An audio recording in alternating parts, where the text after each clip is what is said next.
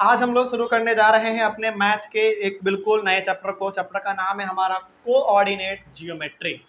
ये coordinate geometry chapter ना same to same नाम से आपको क्लास 9th में पढ़ा होगा इससे, है ना। चैप्टर नंबर 4 9th में चैप्टर नंबर 4 कोऑर्डिनेट ज्योमेट्री था, याद कीजिए। लेकिन क्लास 9th के कोऑर्डिनेट ज्योमेट्री में और क्लास 10th के कोऑर्डिनेट ज्योमेट्री में दोनों में फर्क है, बिल्कुल फर्क है। फर्क क्या बताते हैं? क्लास 9th के ज्योमेट्री में यदि आप याद करेंगे तो हमने आपको केवल और केवल उसमें प्लॉटिंग बताया था, बस। मतलब कि कोई पॉइंट है, इसको अपने ग्राफ पे प्लॉट करो, बस यही हमने बताया था आपको, और इसके अलावा उसमें कुछ नहीं था। लेकिन क्लास 10th में ना प्लॉटिंग के ऊपर आपको पढ़ना है। जब क्लास 9th का चीज 10th में दे देगा तो फिर फर्क क्या होगा? तो थोड़ा सा क्लास 10th का ना कोऑर्डिनेट ज्योमेट्री अलग है मतलब कि थोड़ा सा एडवांस है, ठीक है। लेकिन चैप्टर का नाम आपका वही है, कोऑर्डिनेट ज्योमेट्री। इसमें शुरू करते हैं हम लोग। शुरू करने से पहले कुछ जरूरी बातें आप जान लीजिए जो कि आपको इसमें ध्यान में रखना है। इस चैप्टर में पहले ना हम लोगों को क्या पढ़ना है और क्या नहीं पढ़ना है नए वाले सिलेबस के अकॉर्डिंग, आप वो एक बार पता कर लीजिए। देखिए, सबसे पहले हम लोग अपने इस चैप्टर में इंट्रोडक्शन लेंगे।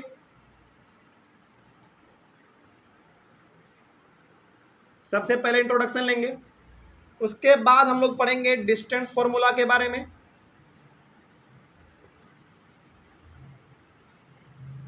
ये ओवरव्यू आपको बता रहे हैं क्या पढ़ना है और क्या नहीं पढ़ना है।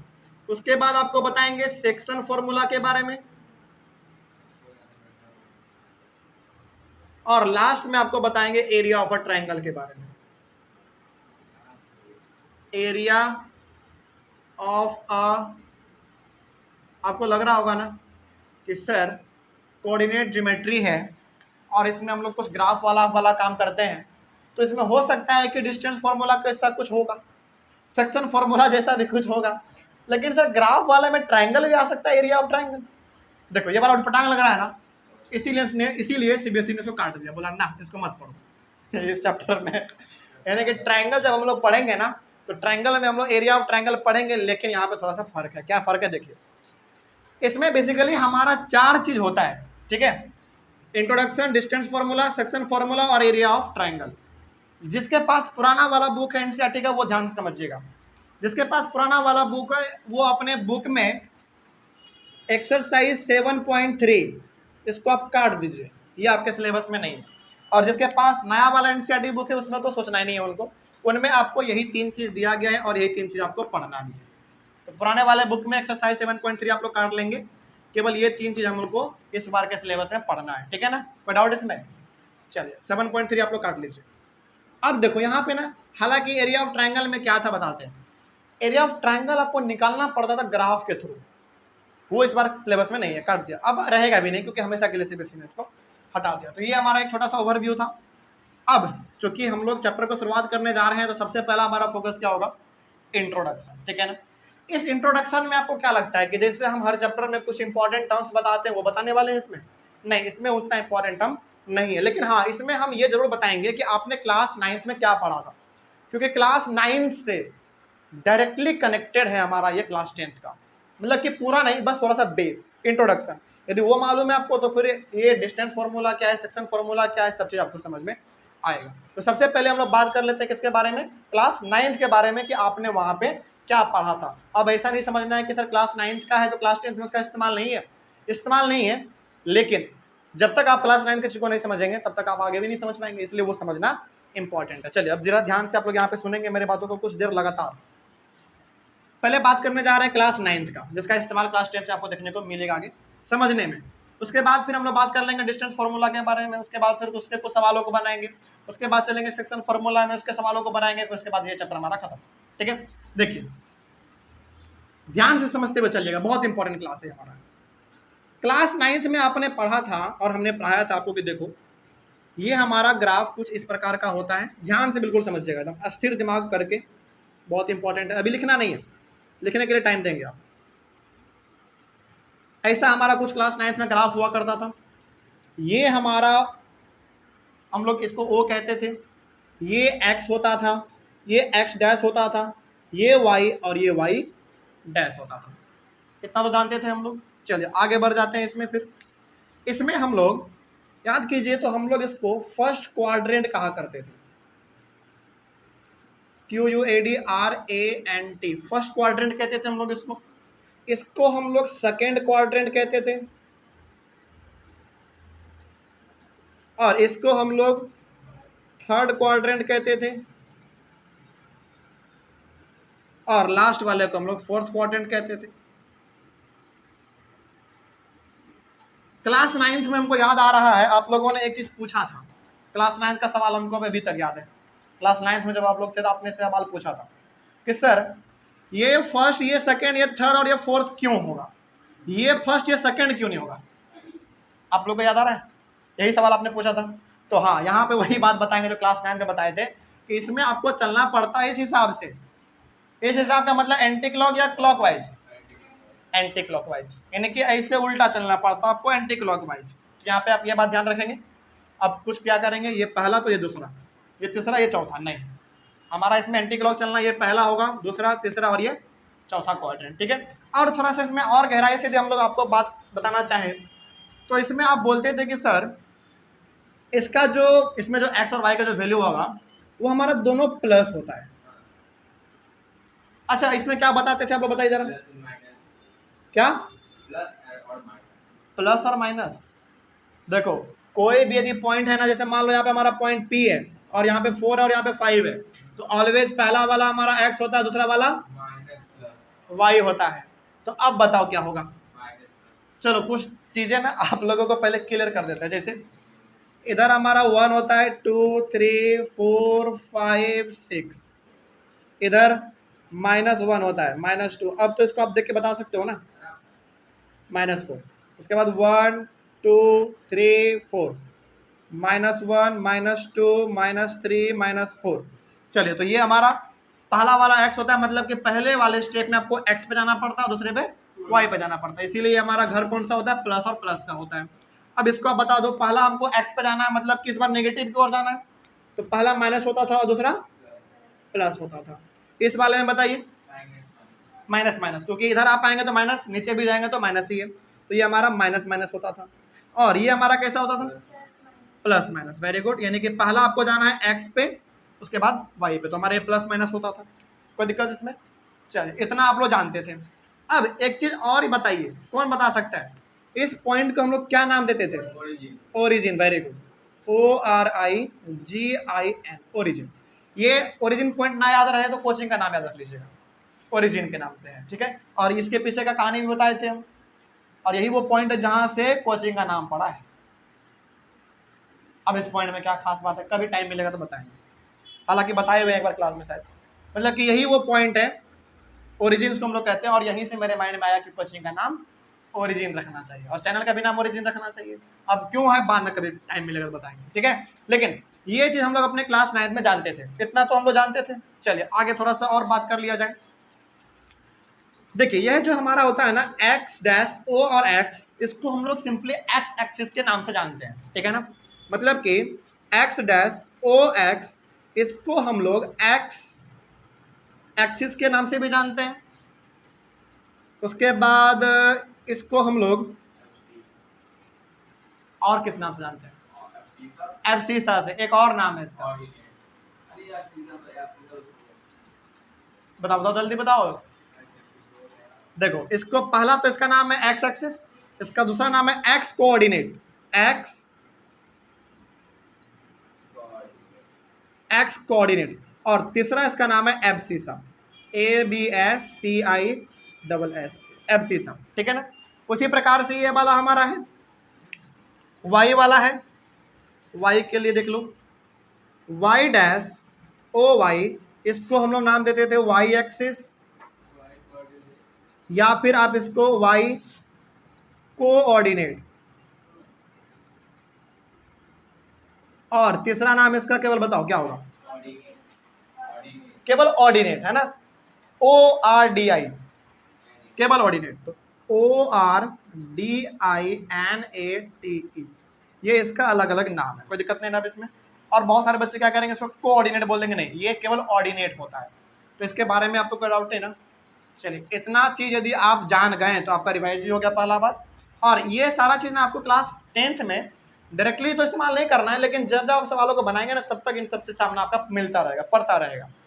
अब हम लोग आगे बढ़ सकते हैं अपने इस चैप्टर में। चलिए, तो ये बेसिकली छोटा सा इंट्रोडक्शन था आपके लिए, जो कि इस क्लास में समझना बहुत इंपॉर्टेंट था। याद रखिएगा, सबसे पहले यदि कोई पॉइंट है और उसमें यदि कोई भी डिजिट तो आपको दिख रहा है, जैसे सपोज 4 और 5, तो पहला वाला हमारा x होता है, दूसरा वाला y होता है। ये हमेशा चलता है, सही। आगे बढ़ते हैं। अब आ जाते हैं हम लोग अपने इस क्लास के सबसे पहले वाले टॉपिक पे। इंट्रोडक्शन आप यही समझ लो, कंप्लीट है, इसमें आप कुछ अलग से बात नहीं है। तो इंट्रोडक्शन ही आप इसको समझ लो, ठीक है ना। चलो, इसको थोड़ा सा आप लोग अपने कॉपी में बड़ा बनाइएगा, क्योंकि हमको यहाँ पे बहुत कुछ आज लिखना है, इसलिए हम इसको बड़ा नहीं बना पा रहे हैं। अब आइए डिस्टेंस फॉर्मूला में, यहीं से हमारा आज क्लास मेन शुरू होता है। डिस्टेंस फॉर्मूला मेन क्लास आज का हमारा यहीं से शुरू हो रहा है। डिस्टेंस फॉर्मूला, देखिए डिस्टेंस फॉर्मूला क्या होता है। डिस्टेंस फॉर्मूला देखिए, पहले x2 माइनस x1 का whole square plus y2 minus y1 का होल स्क्वायर, और ये सब का सब हमारा रूट के अंडर रहेगा। बुक से मिलाइए, क्या सही है या गलत है। दिख रहा है आपको बुक में डिस्टेंस फॉर्मूला कहीं पे? मिला लीजिए एक बार, क्या सही है या गलत है। बिल्कुल सही होगा, ठीक है। अब देखो, दिखा, देखिए अब ये हमारा डिस्टेंस फॉर्मूला है। इसके ऊपर ना अनगिनत सवाल बनाया जा सकता है, बनाएंगे हम लोग, इसमें कोई शक नहीं है। लेकिन सवाल है कि ये फॉर्मूला आया कहां से। आज तक के इतिहास में सीबीएसई ने ये एग्जाम में नहीं पूछा है कि ये डिस्टेंस फॉर्मूला कैसे आया, उसको डिराइव करके बताओ, नहीं पूछा है। लेकिन क्या पता वो घटना आप ही के साथ घट जाए, हो सकता है ना। मतलब कि पता नहीं 2024 में आप एग्जाम देंगे और क्या पता उसी साल सवाल टपक जाए कि डिस्टेंस फॉर्मूला आप जानते तो हैं, हमको मालूम है आप जान गए होंगे, सवाल है तो आपने पढ़ा होगा, आपने रट भी लिया होगा। लेकिन आप ये बताओ कि फॉर्मूला आया कैसे, यानी कि डिराइव से पूछ लेगा, डेरिवेशन, तो कैसे बनाओगे। देखो, मेरा यह मानना है कि सीबीएसई ने नहीं पूछा है तो आगे भी नहीं पूछेगा। हालांकि ये सब चीज़ पूछता भी नहीं है सीबीएसई, सवाल पूछता है इससे रिलेटेड, लेकिन आपको मालूम होना चाहिए ना, और बड़ा आसान भी है, इसीलिए मालूम होना चाहिए। और दूसरी बात, क्या पता पूछ ही लिया तो, है ना, तो समस्या तो है इसमें। चलिए, तो इसको हम लोग आज डिराइव कर लेते हैं कि आखिर ये हमारा फॉर्मूला आया कैसे, ठीक है। चलिए देखा जाए, सबसे पहले डायरेक्टली हम लोग यहाँ से इसका प्रूफ देख रहे हैं, यानी कि ये हमारा फॉर्मूला है डिस्टेंस फॉर्मूला। तो आया कैसे, बहुत इंपॉर्टेंट सवाल है ना। देखिए, बहुत इंपॉर्टेंट है, एकदम एक एक करके समझते हुए चलिएगा आप लोग। फिर से आप वही ग्राफ वाला सिस्टम बनाओ, कार्टेशियन प्लेन जिसको हम लोग कहते हैं, बना दिया हमने। इसको थोड़ा सा ऊपर लेकर जाया जा सकता है। इसका नाम आपको मालूम है y होता है, इसका y डैश 0 x डैश और x, ठीक है। आगे बढ़िए। अब यहाँ पे ना हम 2 पॉइंट ले रहे हैं, ध्यान से समझते चलिए। अब इसको अभी लिखना बंद कर दो, क्योंकि लिखने का टाइम हमारे पास बहुत है। यहाँ पे हम 2 पॉइंट ले रहे हैं। एक पॉइंट हमारा ये है, इसका नाम हम चलो a रख देते हैं, और इस पॉइंट का नाम हमारा क्या है, x1 है कॉमा y1 है। इस पॉइंट का क्या है, ये लोकेशन है। और यहाँ पे इसको आप मान लो, क्या मान लो, देखो मान लो ये कॉमा है x1 और कॉमा y1, याद रखना इस बात को। मतलब कि हमने फर्स्ट क्वाड्रेंट पे हमने एक पॉइंट लिया, उस पॉइंट का नाम हमने क्या दिया, a। वो हमारा पॉइंट कौन है, ये है। और इसका यहाँ पे ना कोऑर्डिनेट लिखा हुआ है x1 और y1। इसका मतलब है कि ये पॉइंट हमारा कहाँ पे, हमने पहले एक कदम चला किस पे, x पे, और एक कदम चला हमने y पे, तो हमारा पॉइंट यहाँ पे आ गया। ये एक कदम वाला जो कॉन्सेप्ट बोल रहा है ना, याद रखना, क्योंकि बाद में इसको हम आपस में कनेक्ट करवाएंगे। यहाँ पे मतलब ये हो गया, ये x1 का मतलब है कि एक कदम हम चले x पे और एक कदम चले गए हम y पे, तो इसका हमारा पॉइंट का लोकेशन होगा ये। अब एक और पॉइंट आप ले लीजिए, एक पॉइंट आप यहाँ पे आप ले लीजिए दोबारा, ये वाला, इसका आप नाम रख दो, चलो क्या, पॉइंट B और x2 कॉमा y2। तो इसका मतलब क्या हुआ, फिर इसका मतलब हुआ कि हमारा दूसरा पॉइंट है B, इसका हमारा कोऑर्डिनेट है x2 और y2। इसका मतलब है कि हमने x पे 2 कदम चला और y पे 2 कदम चला, इसमें तो कोई डाउट नहीं ना। और ये बहुत आपको ध्यान से समझना है, इसको थोड़ा सा हम और आगे बढ़ा देते हैं। यहाँ तक ठीक है। अब देखो क्या करना है, अब आप इन दोनों को आपस में मिलाओ, पहले मिला दिया हमने। अब इस पॉइंट ए से इस पे एक परपेंडिकुलर खींचो और इस पॉइंट बी से भी एक परपेंडिकुलर खींचो। अपने मन से खींचेंगे क्या? नहीं, इसका काम है, जरूरत है, अभी लिखाएंगे भी सब चीज इसमें लिखाएंगे। उसके बाद एक और परपेंडिकुलर खींचो इससे इस पे, ठीक है। अब इतना जो आपने किया इसी को थोड़ा सा आप लिख दो। अच्छा यहाँ पे ना थोड़ा सा हो सकता है कि आपको डाउट हो जाए, यहाँ पे सब चीज मिल जा रहा है ना, तो एक काम करते हैं, थोड़ा सा इसको मिटा देते हैं ऊपर वाला।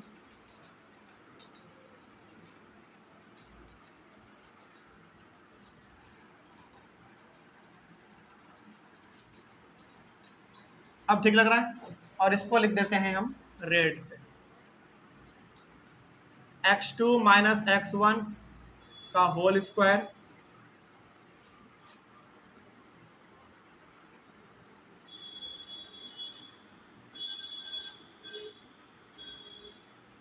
x2 माइनस x1 का whole square plus y2 minus y1 का होल स्क्वायर, और ये हमारा रहेगा रूट के अंदर। अब तो सही है, तो ये हमारा डिस्टेंस फॉर्मूला है, यहीं तक हमको पहुंचना है इसको प्रूफ करते हुए। चलिए अब जो काम आपने यहाँ पे किया है उसको रिटर्न रूप में लिख देते हैं, क्योंकि लिखा हुआ भी होना चाहिए, डायग्राम भी होना चाहिए। देखिए लेट, और सेम टू सेम लिखेंगे आप लोग इसको, let x dash O X be X axis. आप क्या करो इसमें, सबसे पहले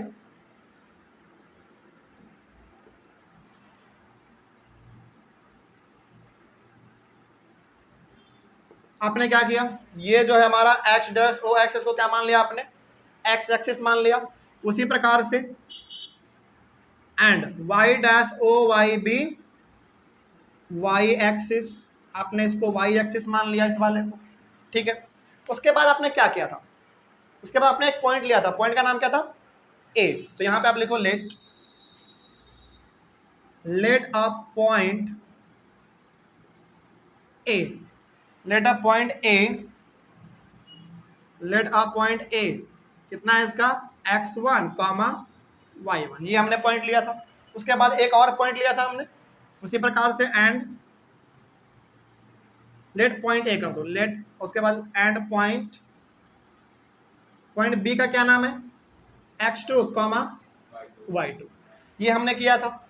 उसके बाद हमने a और b को क्या किया था, ज्वाइन किया था। तो वहां पे फिर से यहाँ पे लिख दो, ये ज्वाइन ए बी किया था। ए बी ज्वाइन करने के बाद हमने क्या किया था, इस ए से इसके ऊपर परपेंडिकुलर खींचा था।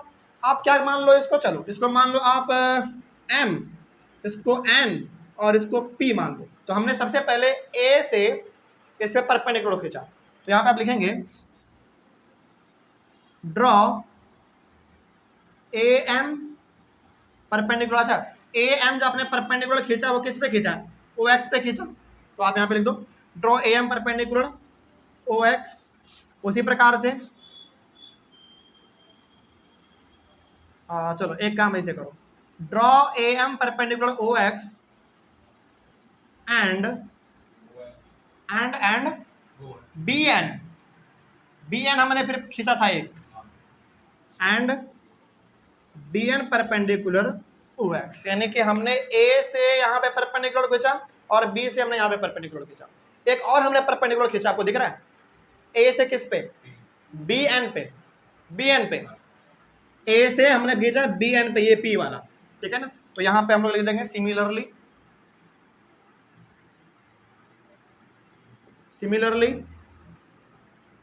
Draw A P perpendicular B N, यानी कि बी एन के ऊपर भी हमने एक परपेंडिकुलर खींचा था, इसमें कोई दिक्कत नहीं ना। चलिए अब इतना आपने किया था, अब हमारा बस मैथमेटिकल वाला काम है, ठीक है। अच्छा यदि आपने यहाँ पे परपेंडिकुलर खींचा तो हमारे यहाँ पे क्या बनेगा, 90 डिग्री बनेगा, यानी कि हमारा क्या बन रहा है, एक राइट ट्रायंगल बन रहा है। तो हमको ना नीचे वाले से कोई काम नहीं है, हमको केवल इसी वाले से काम है, और यहीं से हमारा ये आने वाला है। कैसे आएगा अब जरा देखा जाए ध्यान से। सबसे पहले हम किसके बारे में बात करने वाले हैं, इस ट्रायंगल के बारे में बात करने वाले हैं, ठीक है ना। देखिए ध्यान से, जो एक बार पूछेंगे एकदम पहले ध्यान से समझिए, उसके बाद बताइएगा। कुछ पूछने जा रहे हैं हम, हमारा ओ से लेकर n तक कितना था, x1 या x2? x2 था, क्योंकि हमारा ये वाला था पॉइंट, इस वाले पॉइंट यही तो हमारे नीचे है ना, बिल्कुल सीधा। तो यदि हम यहाँ से O से लेकर n तक जाएंगे तो हमको x2 चलना पड़ेगा, जो कि हमारा यहाँ पे था। हमको क्या चाहिए, हमको केवल ये वाला दूरी चाहिए। तो ये वाला दूरी निकालने के लिए हम लोग क्या करेंगे बताइए? इस वाले दूरी को निकालने के लिए देखो, पहले तो आप यहाँ पे समझो, O से लेकर n तक हमारा x2 है ये, उसके बाद O से लेकर m तक कितना है, केवल x1 है। तो यदि हमको ये चाहिए तो इस पूरे में से, यहाँ से पूरे में से इतना यदि माइनस कर दें तो हमको ये मिल जाएगा। मतलब कि x2 में यदि हम x1 माइनस कर दें तो हमको क्या mn मिल जाएगा? जल्दी बोलो। बिल्कुल मिलेगा। तो यहाँ पे हमको करना पड़ेगा नाउ। अच्छा एक बात बताइए आप, एक बात बताइए, mn हमारा जितना होगा उतना ही तो AP होगा, क्योंकि बिल्कुल परपेंडिकुलर है। तो बेसिकली हम लोग यहाँ पे क्या कर सकते हैं, AP is equals to ON minus OM। अब बात समझ आया, कोई दिक्कत इसमें? तो आगे बढ़ते हैं फिर। ON हमारा कितना है, यहाँ से लेकर यहाँ तक पूरा कितना है, x2 माइनस OM, यानी कि यहाँ से यहाँ कितना है, x1, यहाँ दिख रहा है हमको x1। तो ये हमारा हो गया किसका, AP का वैल्यू, ठीक है ना। उसी प्रकार से अब हमको वैल्यू निकालना है किसका, BP का, क्योंकि हम ट्रायंगल किस वाले में इंटर करना चाहते हैं, इस वाले में। और इस वाले में आप इंटर कीजिएगा तो आपको क्या होगा, हाइपोटेनस होगा, परपेंडिकुलर होगा, बेस होगा, यानी कि हमको बेसिकली यही निकालना है। और डिस्टेंस फॉर्मूला क्या बताता है अभी बताते हैं। तो AP का हमको वैल्यू निकलेगा। अब इसका वैल्यू निकाल लेते हैं, ठीक है। इसका वैल्यू कैसे निकलेगा, देखिए ध्यान से। अब यदि हमारा B से लेकर N तक, पहले बताइए कितना है टोटल, नहीं y2 है, क्योंकि यदि हमारा यहाँ तक क्या था, y1 था, और यहाँ पे हमारा क्या था, पूरा y2 था, यानी कि B से लेकर N तक हमारा कितना टोटल y2 है। और P से लेकर N तक कितना है, y1 है, क्योंकि जितना हमारा ये वो तो ये है ना। तो यदि हमको केवल ये चाहिए तो हमको क्या करना पड़ेगा, इस पूरे में इस वाले को यदि माइनस कर दे तो हमको ये मिल जाएगा। तो यहाँ पे हम लोग क्या कर सकते हैं, BP ऐसे लिखिए आप, BP is equals to BN minus नहीं PN, इसको माइनस कर देंगे ना, पूरे BN में से PN को माइनस कर देंगे। तो बताइए अब BN हमारा टोटल कितना है, y2, और PN कितना है, y1। तो हमको यहाँ पे AP और BP भी दोनों मिल गया है। अब हम डायरेक्टली एंटर करने वाले हैं अपने इस राइट ट्रायंगल में, ठीक है ना। चलिए अब आ जाइए आप यहाँ पे, इन राइट ट्रायंगल, क्या नाम देना चाहते हैं इसका, ABP दे दो, ABP, in right triangle ABP। यहाँ पे हम लोग इसका बात करने जा रहे हैं। अब यहाँ पे हम लोग लगाने जा रहे हैं पाइथागोरस थ्योरम, ठीक है ना, ध्यान से समझिएगा। Using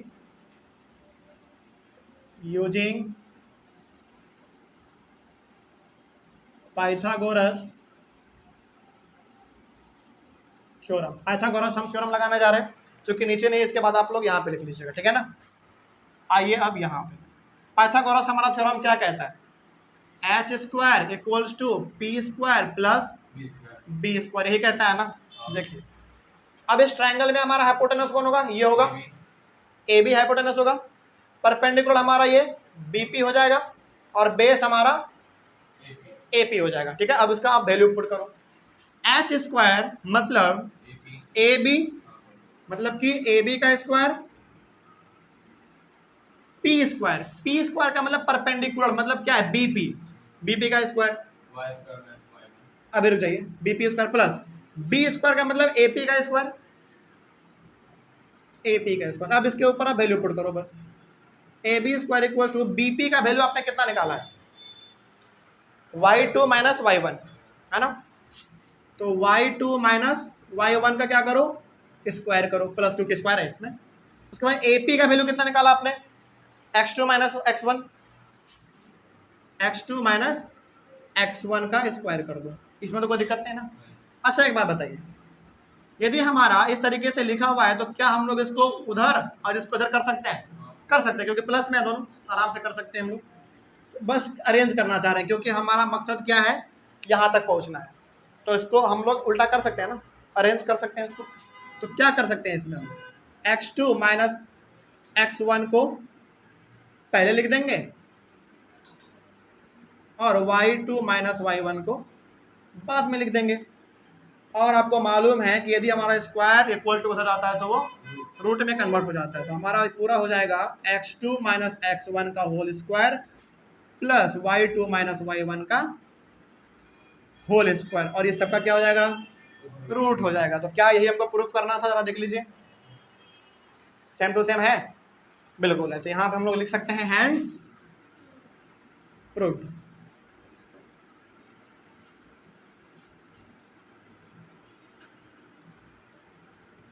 hands proved. अब सवाल है कि सर डिस्टेंस फॉर्मूला हमको बताता क्या है, हमने प्रूफ तो कर दिया। मतलब देखो डिस्टेंस फॉर्मूला जब भी बात हो ना, यही हमारा होगा, बोल दीजिएगा x2 माइनस x1 का whole square plus y2 minus y1 का होल स्क्वायर और उसका पूरा का रूट, ये हमारा डिस्टेंस फॉर्मूला है। लेकिन ये आखिर बताता क्या है हमको, देखिए क्लास 9th में ना कोऑर्डिनेट ज्योमेट्री में हम लोग केवल प्लॉटिंग पढ़े थे। ये पॉइंट है इसको वहां पे लोकेट करो, ये पॉइंट है इसको लोकेट करो, कहाँ पे होगा, कौन से क्वाड्रेंट में होगा, ये हम लोग करते थे। लेकिन डिस्टेंस फॉर्मूला हमको ये कहता है क्लास 10th में कि दो पॉइंट है, आपको लोकेट नहीं करना है, बल्कि दोनों पॉइंट के बीच में दूरी कितना है, डिस्टेंस कितना, आप ये बताओ। जैसे मान लीजिए कि हमारे पास ना एक पॉइंट यहाँ पे है और एक पॉइंट हमारा यहाँ पे है, ठीक है। क्लास 10th में इसको लोकेट करने के लिए नहीं कहेगा ग्राफ पे, बल्कि कहेगा कि देखो आपके पास दो पॉइंट है, दोनों का वैल्यू भी दे देगा, बस आपको ये बोलेगा कि इन दोनों के बीच में दूरी कितना ये बताओ। अब दूरी बताने के लिए स्केल उठा के नापने नहीं लगेंगे, यहाँ पे अलग होता है, आपको यहाँ पे वैल्यू इसका पुट करना पड़ता है, ठीक है ना। अब इसका इस्तेमाल कैसे हो तो हम लोग क्लास में डिस्कस कर लेंगे। लेकिन डिस्टेंस फॉर्मूला क्या मालूम, क्या बताता है, मालूम चल गया।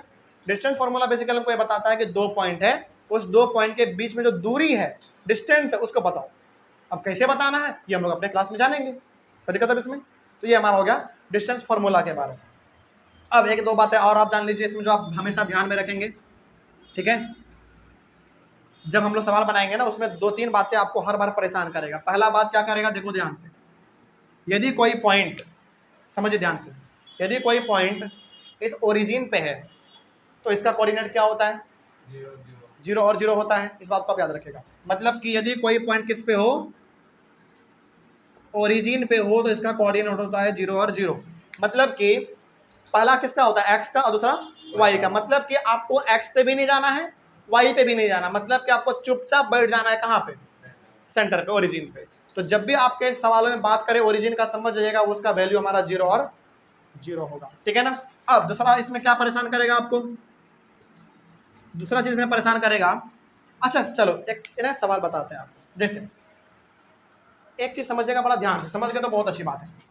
जैसे मान लीजिए कि यदि ये हमारा एक सिस्टम बना हुआ है, ठीक है ना, और कोई पॉइंट हमारा यहाँ x पे रखा हुआ है, ठीक है, x पे रखा हुआ, मतलब कि y पे नहीं गए, x पे रह गया। तो बताइए यदि कोई पॉइंट x एक्सिस पर रहे तो उसका वैल्यू क्या होगा। कोई पॉइंट किस पे रहे, x पे रहे, तो उसका वैल्यू क्या होगा बताइए। नहीं, समझिए ध्यान से, पहले यहाँ पे हम लिख देते हैं एनी पॉइंट, तब तक सोचिए इसके बारे में क्या होगा, यानी कि इसका कोऑर्डिनेट क्या हो सकता है। जैसे ओरिजिन पे रहेगा तो 0 0 होगा, इसका क्या होगा, x और 0। क्यों, क्योंकि पहले वो x पे गया, y पे, बस हो गया, सही बात है, x और 0 होगा। मतलब कि भैया यदि ये x पे है तो x पे है, मतलब कि x पे कुछ दूरी गया होगा, कुछ तो वैल्यू x का होगा, और यहाँ पे y का कितना हो जाएगा, 0, मतलब कि y पे गया ही नहीं है। तो यहाँ पे हम लोग लिखेंगे any point on the x axis as of the form x, 0। ये दिख रहा है युवराज, देखो जरा कैमरा में, यहाँ तक का दिख रहा है पूरा, ठीक। तो बेसिकली हमने यहाँ पे बताया आपको कि यदि कोई पॉइंट केवल x एक्सिस पर रहे, केवल x एक्सिस पे, इसका क्या होगा कोऑर्डिनेट, यानी कि इसका वैल्यू क्या होगा, x, 0। मतलब कि यदि x पे है तो कुछ दूर तो x पे गया ही होगा ना, उसका वैल्यू हम लिख लेंगे, और y पे बिल्कुल नहीं गया तो ये हमारा 0 हो जाएगा, ठीक है ना। उसी प्रकार से हमारा एक और है, जैसे मान लीजिए यदि कोई पॉइंट हमारा यहाँ पे y पे है, वाई पे है, बताइए इसका क्या होगा? 0y। क्यों? क्योंकि ये एक्स पे बिल्कुल भी नहीं गया है और लेकिन वाई पे तो गया है। तो वही प्रकार वही चीज हम लोग यहाँ भी लिख लेंगे। तीसरे नंबर पे ये आप नोट करके लिखिएगा इसको, बहुत इंपॉर्टेंट है ये। तो एनी पॉइंट